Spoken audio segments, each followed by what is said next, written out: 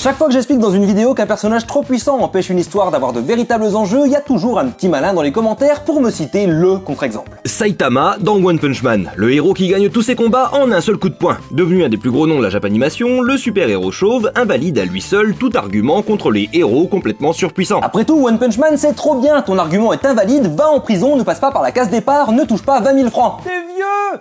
C'était mieux avant quand c'était plus gros!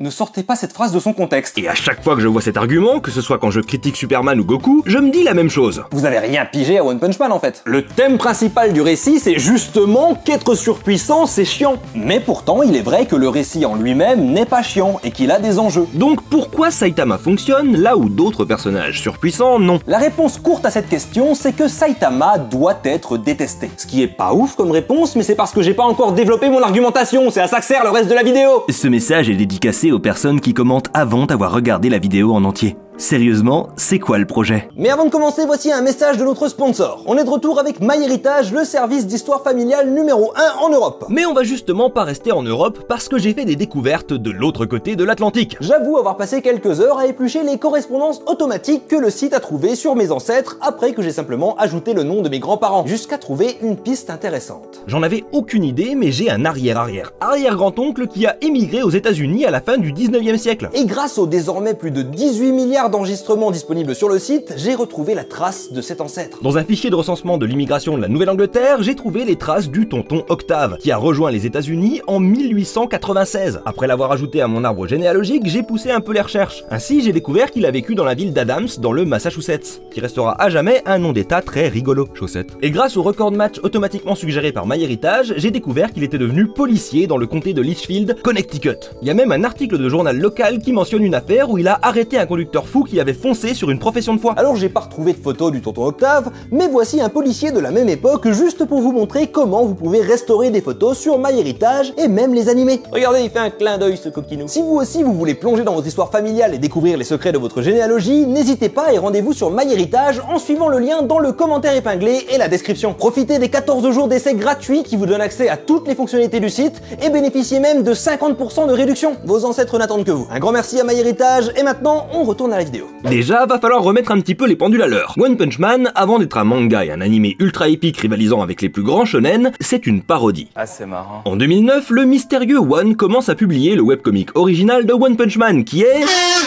Non mais la beauté c'est subjectif quoi. Et puis les goûts et les couleurs, voilà.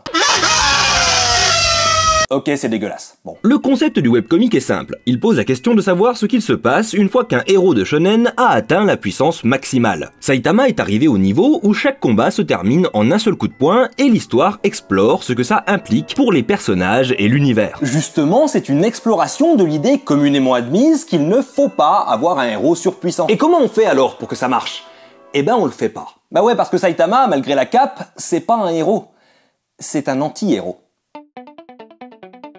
Notre chauve préféré, déjà, il est chauve. C'est bête, mais dans nos sociétés, l'alopécie est considérée comme un critère négatif. S'il y a des chauves stylés qui assurent une carrière florissante à Vin Diesel et Dwayne Johnson, il n'empêche que les héros ont traditionnellement des cheveux. Aller faire des implants en Turquie ou ne pas aller faire d'implants en Turquie, telle est la question. Mais c'est loin d'être le seul trait qui disqualifie Saitama de la catégorisation de héros. Et notamment, il s'en éloigne de par un trait crucial, sa quête. Un héros a une quête noble, protéger les innocents, mettre fin au crime, sauver la princesse. Généralement, de nos jours, une quête altruiste dans laquelle il ne cherche pas à obtenir quoi que ce soit. Mais ce qui est considéré comme noble dépend des valeurs de la société qui le dépeint. Par exemple, dans l'Antiquité, les héros étaient souvent en quête de gloire personnelle, une valeur très importante pour les Grecs et les Romains. Tout au long du Moyen-Âge, c'est la piété qui sera considérée comme la valeur la plus héroïque. Depuis la deuxième moitié du XXe siècle, les héros ont plutôt tendance à mener une quête de justice, ce qui créera un terreau fertile pour les justiciers masqués et autres super-héros. Mais une chose importante qui est là depuis l'Antiquité et qui a été grandement amplifiée par l'avènement du christianisme, c'est la notion de sacrifice. Un héros doit se sacrifier dans sa quête. Que ce soit littéralement ou métaphoriquement, il y a un coût à payer pour porter les valeurs de son époque. La gloire d'Ulysse est amplifiée par les décennies sacrifiées à la guerre et sur le chemin de la maison. Les super-héros doivent sacrifier leur vie privée et leurs intérêts personnels au nom de leur quête de justice. La quête de Saitama, c'est d'être un héros pour s'amuser. C'est de passer le temps et espérer trouver un adversaire qui tiendra plus que quelques secondes face à lui. Ce sont des intérêts égoïstes, ce n'est pas une quête héroïque. Au-delà de ça, il possède peu de traits de personnalité qu'on associe au héros. Il n'est pas courageux puisque rien ne peut vraiment lui faire peur, il ne défend pas particulièrement de valeur, il est tout le temps en retard ou distrait, il ne travaille pas dur, il n'est pas éloquent ou particulièrement intelligent. En dehors de sa force incommensurable, il n'a aucun trait positif. Et c'est pour ça qu'on le déteste. Saitama est détesté dans la diégèse. Peu importe ce qu'en pense le public, dans l'univers du manga, les citoyens le méprisent. Il est insulté, on se moque de son alopécie, il n'est pas reconnu pour son pouvoir. Et c'est le point qui rend son personnage attachant. C'est crucial que Saitama soit détesté pour que One Punch Man fonctionne. Puisque nous, public, savons qu'il est le plus puissant et qu'il sauve régulièrement la Terre, on sait à quel point c'est injuste qu'il soit détesté. On connaît la vérité, mais c'est la vision biaisée des citoyens qui l'emporte. C'est le principe de l'ironie dramatique. On sait quelque chose que les personnages ne savent pas. D'ailleurs, une critique qu'on entend souvent sur Saitama, c'est que c'est une Marisu ou un Garistu. J'ai déjà fait une vidéo complète sur ce trope si vous ne le connaissez pas. Sauf que le principe même d'une Marisu, ce qui en fait un personnage inintéressant, c'est qu'en plus d'être surpuissante, elle est adorée dans la diégèse. C'est quoi le rapport avec l'église catholique? Non, ça c'est diocèse. Diégèse, c'est la réalité à l'intérieur de la fiction. Une Marisu est non seulement dotée d'une avance injuste, mais en plus elle est récompensée pour cette injustice. Et justement, l'injustice, c'est la clé qui fait fonctionner un personnage surpuissant. Chaque fois qu'un autre héros reçoit les honneurs pour les victoires de Saitama, on ressent une injustice. Et ça rend Saitama lui-même plus attachant. On développe de l'empathie pour lui. Quand il se prend la tête avec des civils qui l'insultent alors qu'il vient de les sauver, on le comprend. L'injustice, c'est un sentiment assez fort et universel. C'est l'un des premiers trucs qu'un enfant apprend. Même les animaux comprennent l'injustice. Essayez de donner un biscuit à un chien devant un autre, vous verrez.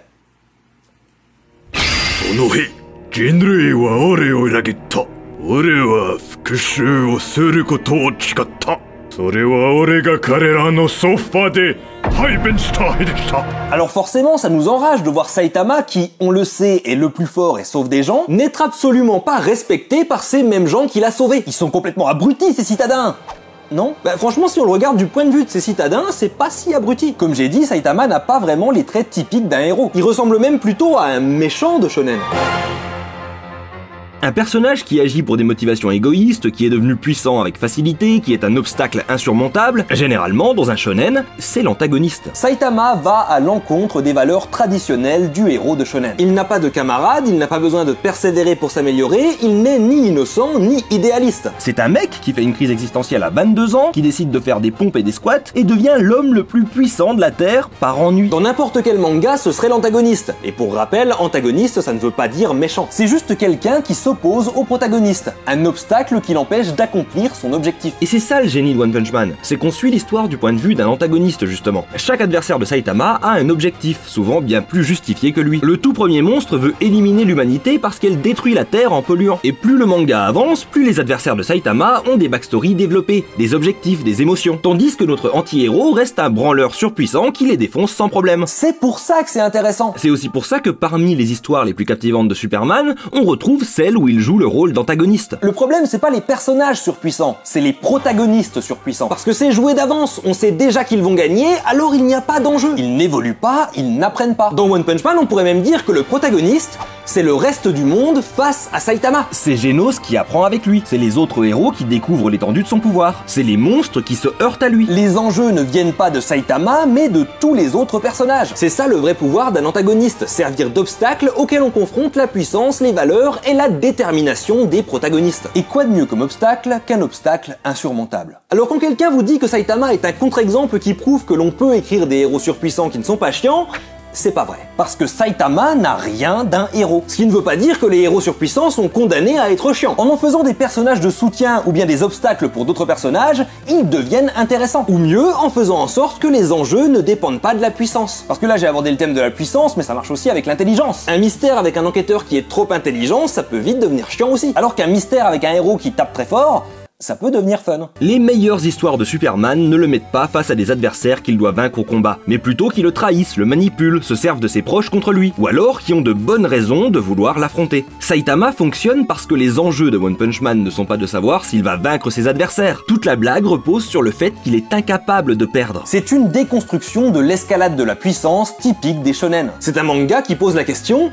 Que se passe-t-il quand on est arrivé au sommet? Saitama est devenu blasé, inattentif, imprudent, et c'est d'ailleurs de là qu'est tirée la majorité de l'attention. Pendant qu'il est occupé à faire des courses, des villes sont détruites et des gens meurent. Ce n'est pas un héros, le pouvoir absolu est tombé entre les mains d'un flemmard abruti. Et ça, c'est une histoire intéressante. Et pour encore parler d'histoires intéressantes, vous pouvez regarder cette vidéo. Merci aux tipeurs, Tropper, out. Et n'oubliez pas que vous pouvez vous rendre sur MyHeritage en suivant le lien dans la description et le commentaire épinglé.